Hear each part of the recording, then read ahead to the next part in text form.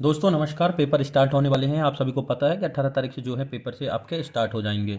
तो प्रश्न बैंक से 99% जो है चांस है पेपर में क्वेश्चन को आने के। तो आज हम चैप्टर नंबर 10 वृत्त सर्कल प्रश्न बैंक 2022 गणित का करेंगे और कक्षा है 10वीं। जी हाँ, कक्षा है 10वीं। जी हाँ, 10वीं क्लास का अध्याय 10 जो है हम यहाँ पर आज पूरा का पूरा कंप्लीट करेंगे। तो दोस्तों वीडियो को लास्ट तक देखें। यदि आप पहली बार आए हैं तो इसको चैनल को सब्सक्राइब करना बिल्कुल भी ना भूलें।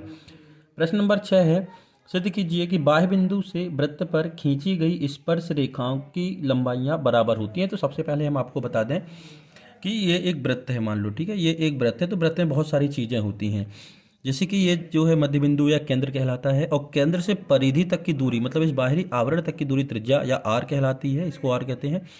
और एक ऐसी रेखा जो केवल इसको टच करके जाए, है ना, जो केवल छू कर जाए, वृत्त को छू कर जाए, या स्पर्श रेखा कहलाती है। क्योंकि यहाँ पर स्पर्श रेखा शब्द है तो हमने आपको बता दिया कि स्पर्श रेखा का मतलब क्या है। क्योंकि एक और रेखा होती है जिसको हम प्रतिच्छेदी रेखा कहते हैं। प्रतिच्छेदी रेखा किसी वृत्त को दो बिंदु पर प्रतिच्छेद करती है या काटती है, जैसे ये। तो ये प्रतिच्छेदी स्पर्श रेखा सिर्फ टच करके जाएगी। तो प्रश्न में दिया है, सिद्ध कीजिए कि बाह्य बिंदु से वृत्त पर खींची गई स्पर्श रेखाओं की लंबाइयां बराबर होती हैं। तो जब हमें सिद्ध करना रहता है या किसी प्रमेय की बात होती है, कथन की बात होती है, तो 4 पॉइंट में हमको उसको प्रूव करना रहता है। इस चीज़ को विशेष ध्यान से आप देखिएगा। तो देखो, हम बात करते हैं वृत्त की। जैसे कि दिया हुआ है, हम बात करते हैं यहाँ पर से एक, जैसे कि एक वृत्त दिया हुआ है, इस तरीके से आप अच्छे से वृत्त बना लीजिएगा। ये कोई बाह्य बिंदु है, ठीक है, ये कोई बाह्य बिंदु है। कौन सा बिंदु है? बाह्य बिंदु है। अब इस बाह्य बिंदु को हमने पी नाम दे दिया। इस पी से एक स्पर्श रेखा, एक ये गई और एक स्पर्श रेखा ये गई। तो ये दो स्पर्श रेखाएं हो गई। जो यहाँ पर टच कर रही है इसको हमने दे दिया पी क्यू और इसको दे दिया नाम आर।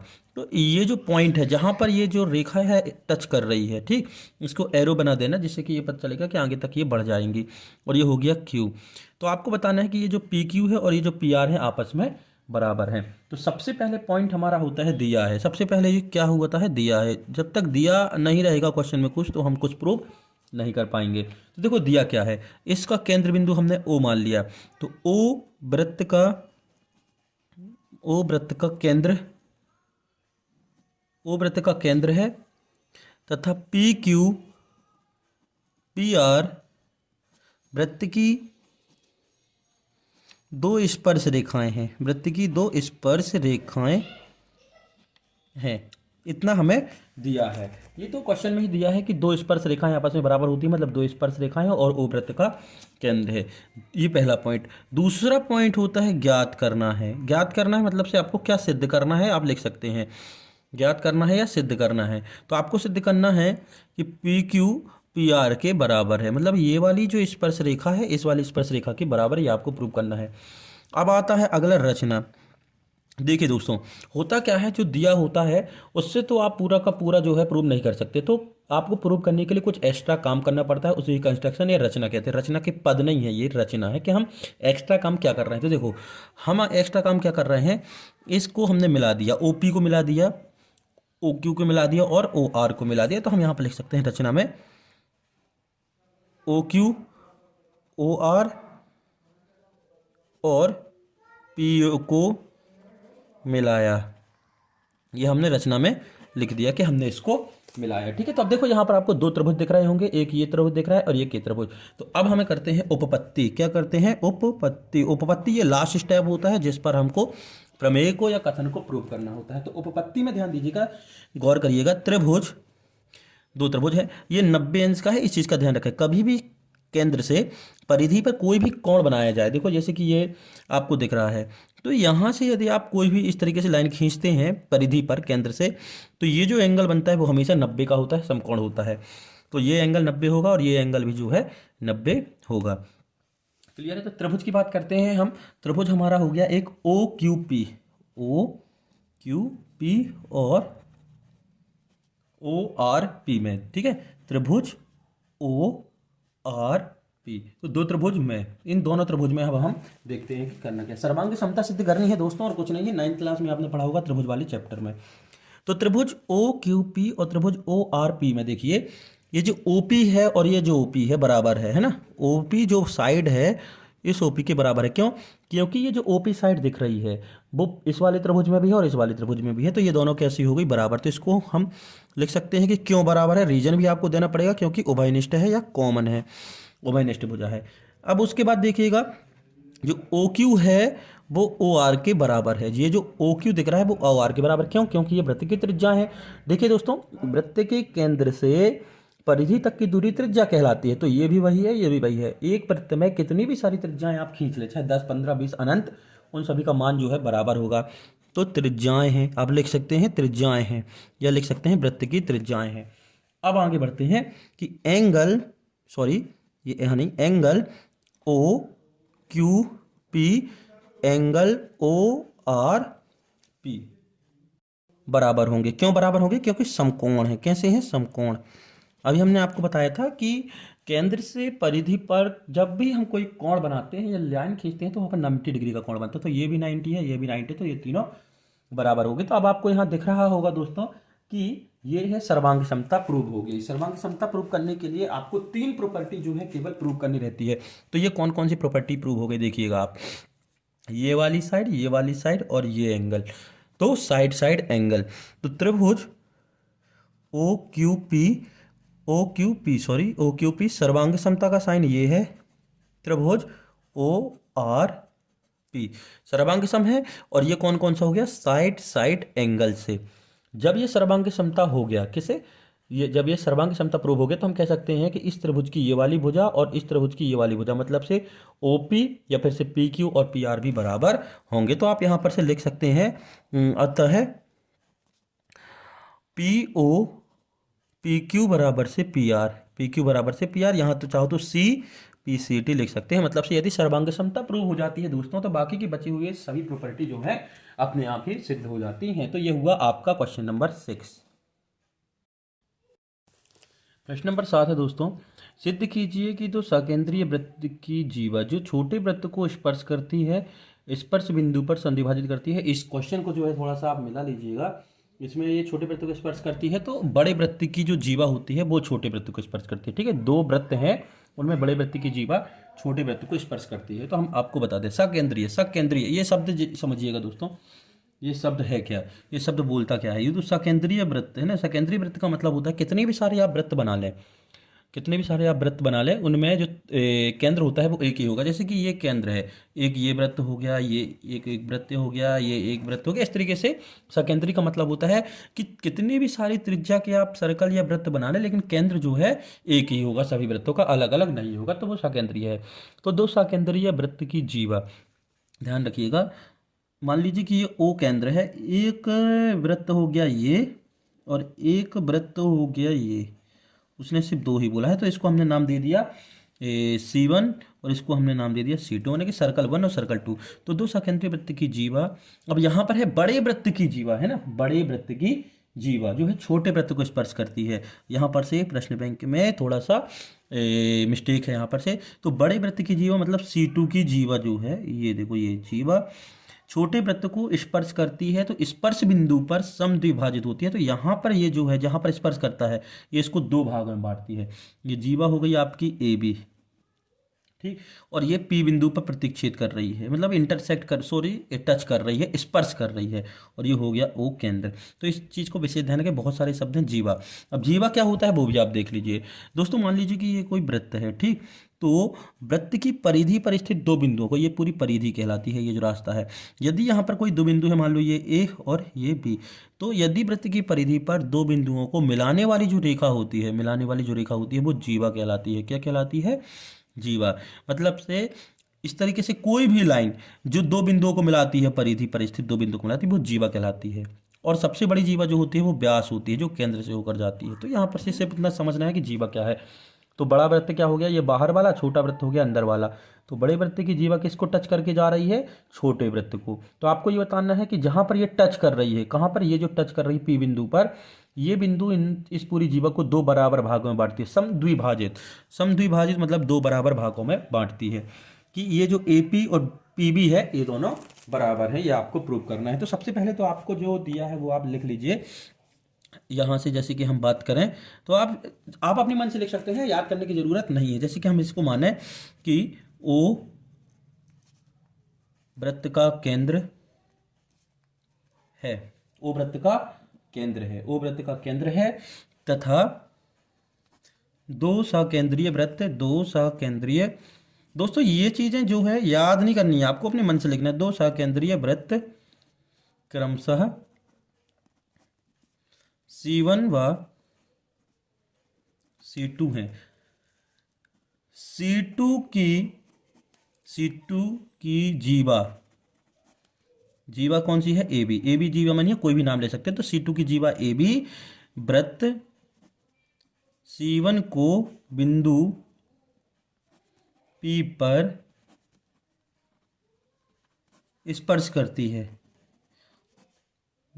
ठीक है भाई, ए बी जो जीवा है बड़ी वृत्त की C1 के बिंदु P पर स्पर्श करती है। इतना तो आपको क्लियर है। तो हमें सिद्ध करना है, सिद्ध करना है, सिद्ध करना है, सिद्ध करना है, सिद्ध करना है कि ये जो AP है वो BP के बराबर होगा, मतलब से ये भाग और ये भाग आपस में बराबर होंगे, ये आपको प्रूव करना है। अब हम रचना में क्या करते हैं, देखो रचना में ये दिया हमें, आप लिख सकते हो, ये सिद्ध करना में लिख सकते हो। अब बचा रचना, तो रचना में आप लिख सकते हो O से P को मिलाया, O से P को मिलाया, O से P को, O से P को मिलाया। ठीक है, रचना में आपके लिख सकते हो O से P को मिलाया। यहाँ तक तो कोई दिक्कत नहीं आपको। अब O से P को मिलाया तो एक प्रमेय आप याद करना, 9th क्लास में आपने पढ़ा होगा कि जो C1 की जीवा है ना, तो अब जब आप O से P को मिला रहे हैं, ये उपपत्ति में देखिएगा आप कि जब हमने O से P को मिलाया तो ये जो OP है वो त्रिज्या है, किस पर त्रिज्या? लंब है। किस पर? ये जो OP दिख रहा है लंब है, किस पर? AB पर। तो OP लंब है AB पर। OP किस में लंब है? AB पर, है ना। जब लंब होता है तो यहाँ पर 90 डिग्री का कोण बनेगा, इस चीज का विशेष ध्यान रखना। तो OP जो है लंब है AB पर, अतः OP जीवा AB को समद्विभाजित करेगी, अतः OP जीवा AB को, OP जीवा AB को समद्विभाजित करेगी, समद्विभाजित मतलब दो बराबर भागों में बांटेगी। अब क्यों बांटेगी देखिएगा, करेगी, बहुत ही छोटा ऐसा लॉजिक है। समद्विभाजित करेगी क्योंकि केंद्र से जीवा पर डाला गया, ये जो ए बी है जीवा है और ये ओ क्या है? केंद्र है। तो केंद्र से जीवा पर डाला गया लंब जो है जीवा को दो बराबर भागों में विभाजित करता है। तो आप लिख सकते हैं AP बराबर से BP। यहाँ पर चाहो तो आप लिख सकते हैं प्रमेय से, ये आपने प्रमेय पहले प्रूव कर चुके हैं 9th क्लास में कि यदि केंद्र से जीवा पर लंब डाला जाता है तो वो उसको दो बराबर भागों में विभाजित कर देती है। तो ये हुआ आपका सिद्ध, यही आपको प्रूव करना था कि ये जो स्पर्श रेखा का बिंदु है वो जीवा को दो बराबर भागों में विभाजित करेगा। प्रश्न नंबर 8 है दोस्तों, सिद्ध कीजिए कि वृत्त के व्यास के सिरों पर खींची गई स्पर्श रेखाएं समांतर होती है। अच्छे तरीके से ध्यान दीजिए, देखिए पहला शब्द है वृत्त, ठीक है, फिर उसके बाद है व्यास, खींची गई स्पर्श रेखाएं, स्पर्श रेखाएं, फिर अगला शब्द है स्पर्श रेखाएं समांतर होती है। समांतर का मतलब आप समझते हैं, समांतर का मतलब ये होता है कि यदि उन दोनों स्पर्श रेखाओं को कितना भी आगे बढ़ाएं वो आपस में कभी भी प्रतिच्छेद ना करें, मतलब अनंत तक इनको यदि बढ़ाते जाएं तो वो कभी भी एक दूसरे को इंटरसेक्ट ना करें, प्रतिच्छेद ना करें। तो देखिए दोस्तों, सिद्ध कीजिए वृत्त के व्यास के, तो व्यास, अब व्यास देख लीजिए कि यदि कोई ये सर्कल है, ठीक है, ये कोई वृत्त है, तो वृत्त के केंद्र से होकर जाने वाली जीवा, जी हाँ, वृत्त के केंद्र से होकर जाने वाली जीवा जो है व्यास कहलाती है, जो वृत्त को दो भागों में बांटती है। तो सिद्ध कीजिए कि वृत्त के व्यास के सिरों पर खींची गई स्पर्श रेखाएं, तो हम सबसे पहले तो वृत्त बनाते हैं। तो ये हो गया हमारा वृत्त जिसका केंद्र बिंदु हमने ले लिया O, ठीक है। अब व्यास हो गया ये AB, AB हमारा हो गया व्यास, ठीक। ध्यान रखिए इस चीज़ का, ये व्यास जो है इस तरीके से भी लिख सकता है, ऐसे भी हो सकता है, कहीं से भी आप उसको खींच सकते हैं। और दो स्पर्श बिंदु जो इसको टच करके जाते हैं, तो ये एक हो गया ये PQ और ये हो गया एक RS, क्या हो गया? RS। ये दो स्पर्श बिंदु हो गए। अब अच्छे से ध्यान दीजिएगा दोस्तों कि ये जो OA है इस PQ पर लंब है, दिख रहा है ना, तो ये कितने का कोण बनेगा? 90 अंश का, और ये भी कितने का कोण बनेगा? 90 अंश का। अब हम करते हैं विस्तार से इसका वर्णन, ठीक है। माना AB एक O केंद्र के वृत्त का व्यास है तथा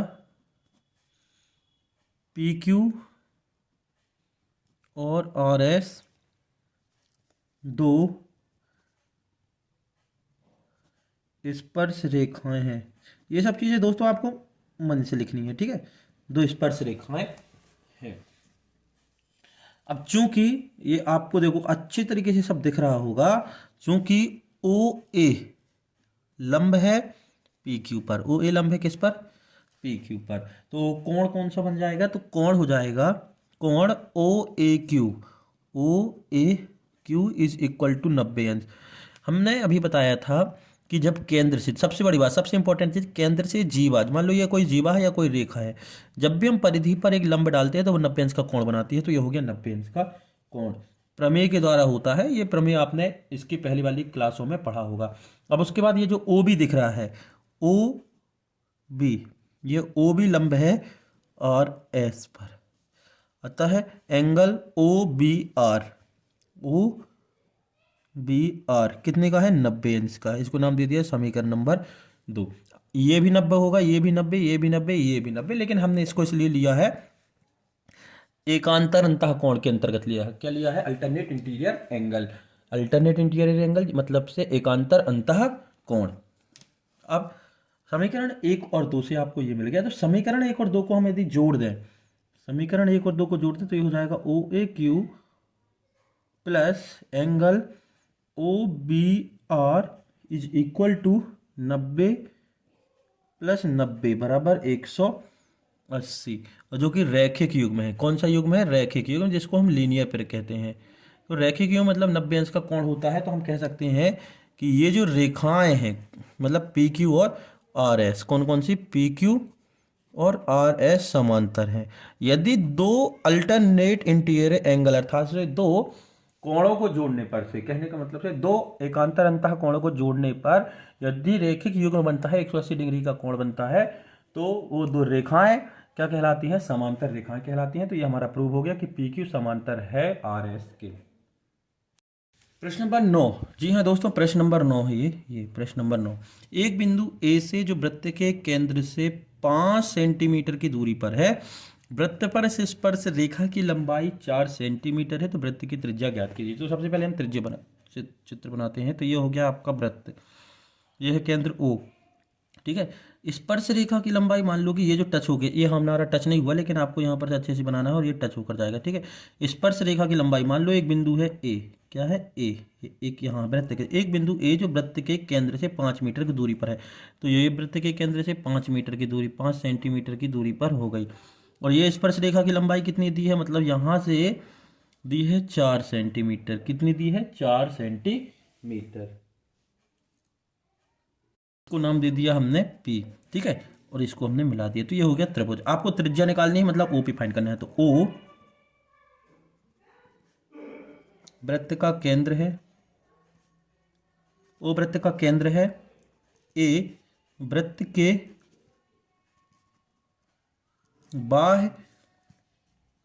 बाह्य बिंदु पर, वृत्त का बाह्य बिंदु है, ठीक है। तो तब PA स्पर्श रेखा है, PA जो है स्पर्श रेखा है, दिया है क्या क्या दिया है, देखो OA दिया है आपको 5 सेंटीमीटर तथा PA दिया है आपको 4 सेंटीमीटर, और आपको फाइंड करना है OP त्रिज्या, यही त्रिज्या है ना केंद्र से परिधि तक की दूरी। तो देखो यहाँ पर ये 90 अंश का कोण है, ये तो आपको दिख रहा होगा, ठीक है, क्योंकि अभी हम इतने सारे जितने भी क्वेश्चन किए हैं केंद्र से परिधि पर डाला गया लंब ये 90 अंश का कोण बनाता है। तो यहाँ पर लग जाएगा पाइथागोरस में, तो त्रिभुज OPA में, त्रिभुज OPA में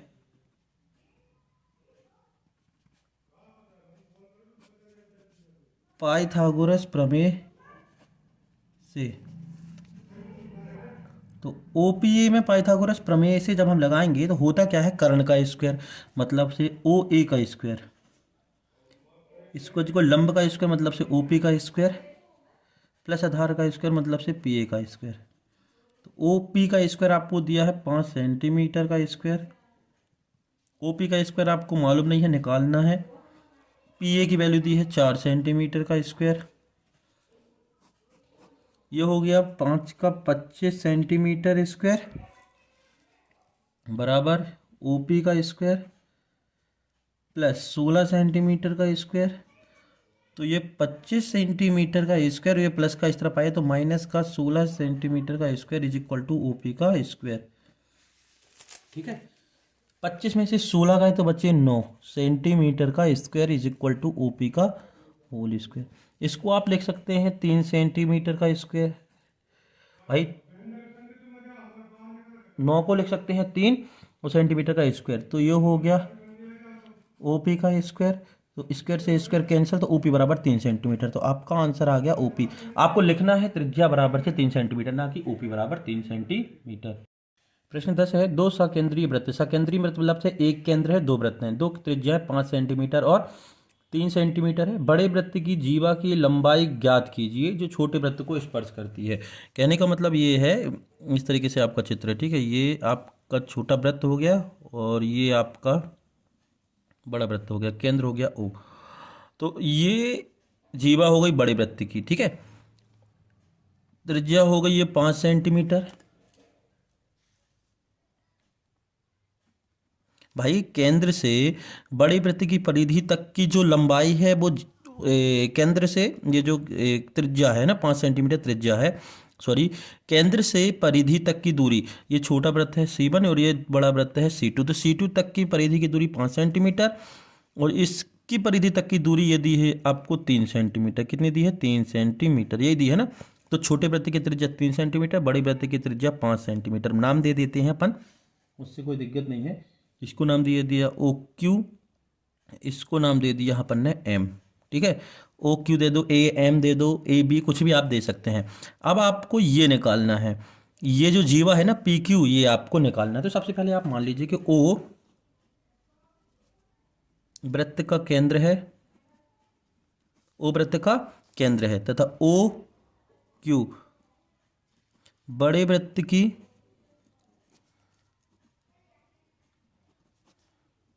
त्रिज्या है तथा ओ एम छोटे वृत्त की त्रिज्या है। ओ एम छोटे वृत्त की त्रिज्या है। ये सब चीज़ें अपने मन से लिखना है, आगे पीछे भी हो जाएगा, कोई दिक्कत नहीं है। ओ एम छोटे वृत्त की त्रिज्या है, ओ क्यू बड़े वृत्त की त्रिज्या है तथा पी क्यू, ये जो पी क्यू दिख रही है ना, पी क्यू बड़े वृत्त की जीवा है। पी क्यू बड़े वृत्त की जीवा है। ये जो पी क्यू दिख रहा है वो बड़े वृत्त की जीवा है। ठीक है, अभी आपको यही फाइंड करना, मतलब यही जो है इसकी वैल्यू जो है आपको निकालनी है। इतना क्लियर है। और ये जो देखो ये वैल्यू आपको नहीं दी है ना, तो अब आप इस पर देखो, ये हो गया 90 अंश का, तो आप इस पर लगा सकते हैं पाइथागोरस। तो त्रिभुज क्या है? ओ एम क्यू, त्रिभुज ओ एम क्यू में पाइथागोरस प्रमेय से। दोस्तों यदि वीडियो आपको हेल्पफुल लगती है या आपको समझ में आता है कि हाँ आपके लिए कुछ उपयोगी इसमें दिया हुआ है और आपको समझने में आसानी हुई, तो आप रिस्पांस जरूर दें वीडियो में, या तो लाइक करें या कमेंट करें। यदि किसी प्रकार की कोई कमी है तो आप डिसलाइक भी उसको कर सकते हैं, लेकिन आप रिस्पांस जरूर दें दोस्तों, जिससे कि हमें ये समझने में सहूलियत हो कि हमारे द्वारा जो वीडियो बनाई जा रही है उसमें किसी प्रकार की कमी है या नहीं। तो देखो त्रिभुज ओ एम क्यू में, त्रिभुज ओ एम और क्यू की बात करें तो पाइथागोरस प्रमेय जब आप लगाओगे तो ये होता है कर्ण का स्क्वायर, मतलब ओ क्यू का स्क्वायर। किसका? ओ क्यू का स्क्वायर। आप शब्दों में कर्ण नहीं लिखना, ठीक। साइड का नाम दिया है भुजाओं का, भुजाओं के नाम से इंडिकेट करना। तो लंब का स्क्वायर ओ एम का स्क्वायर प्लस एम क्यू का स्क्वायर। तो ओ क्यू का स्क्वायर, ओ क्यू का स्क्वायर कितना हो जाएगा? 5 सेंटीमीटर का स्क्वायर। किसका? 5 सेंटीमीटर का स्क्वायर। ओ एम का स्क्वायर, ओ एम का स्क्वायर मतलब 3 सेंटीमीटर का स्क्वायर प्लस एम क्यू का स्क्वायर। ये हो गया आपका 25 सेंटीमीटर का स्क्वायर और ये हो गया 9 सेंटीमीटर का स्क्वायर और ये प्लस था एम क्यू का स्क्वायर, क्योंकि इसकी वैल्यू आपको नहीं दी है। तो ये हो जाएगा 25 सेंटीमीटर का स्क्वायर माइनस 9 सेंटीमीटर का स्क्वायर बराबर एम क्यू का स्क्वायर। 25 में से 9 जाएंगे तो ये हो जाएगा 16 सेंटीमीटर का स्क्वायर। सॉरी, ये स्क्वायर यहाँ आएगा, ठीक है, यहाँ नहीं आएगा। 25 में से 9 गई तो 16 सेंटीमीटर का स्क्वायर एम क्यू स्क्वायर। आप इसको लिख सकते हैं 16 किसका होता है और इसको centimetre square is equal to M Q square. तो स्क्वायर से स्क्वायर कैंसिल हो गया, तो आपके पास बचा एम क्यू बराबर से 4 सेंटीमीटर। ठीक है, देखिए दोस्तों, यहाँ पर से एम क्यू की वैल्यू जो है 4 सेंटीमीटर आ गई और हमें क्या चाहिए है पी क्यू।